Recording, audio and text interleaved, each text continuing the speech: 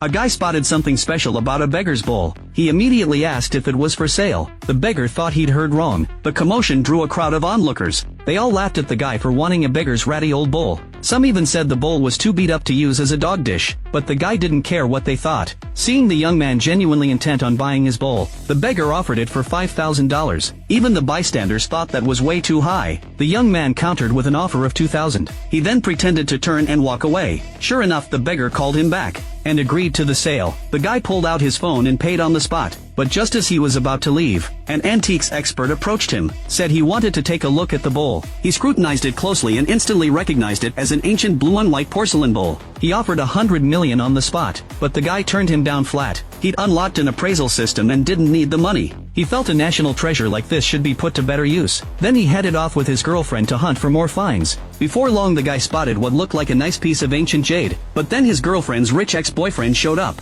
To show off his wealth in front of this poor guy, the rich kid snatched the jade right out of his hands and bought it for 50 grand. As the rich kid gloated over his new treasure, he had no idea the guy had already pegged it as a fake worth maybe $1,000. Then the guy noticed a ceramic figurine on a vendor's table that caught his eye. He bought it for $500. Seeing this, the rich kid immediately began mocking the young man, mocking him for treating a piece of junk like it was treasure. Just then the antiques expert from before showed up again. The rich kid rushed over with his jade, asked him to authenticate it, wanted to show the guy what a real antique looked like. But the expert took one glance and called it a fake. Market value under $1,000. The rich kid's jaw dropped. He asked if the expert had made a mistake. But before the expert could respond, his attention was drawn to the ceramic figurine in the guy's hand. Just as the expert was about to examine it, the stubborn rich kid blocked his way, told him not to waste his time on that piece of junk. But the expert couldn't care less. He took the figurine from the guy and crouched down, then smashed the ceramic with a hammer. Inside was an extremely rare ancient coin. Even the expert had never seen one like it before. The rich kid couldn't handle it, but the expert was seriously impressed by the guy's eye. The rich kid didn't know what to say. He just stormed off in a huff. The master then offered $500 million to acquire the ancient coins. The guy agreed without hesitation.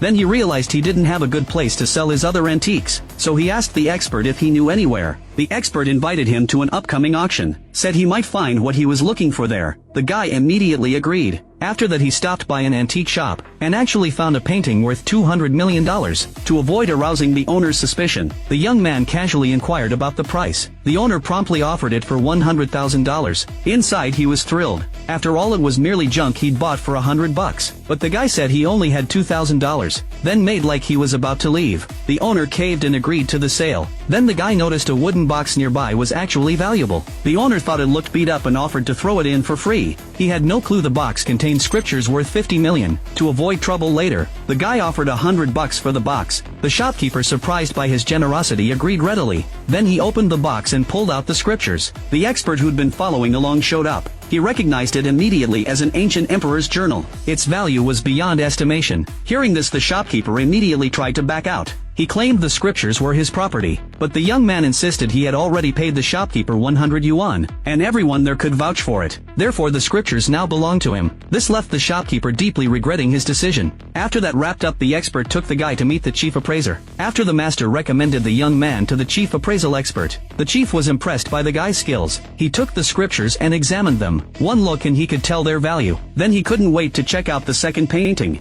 This painting left the chief appraisal expert utterly speechless.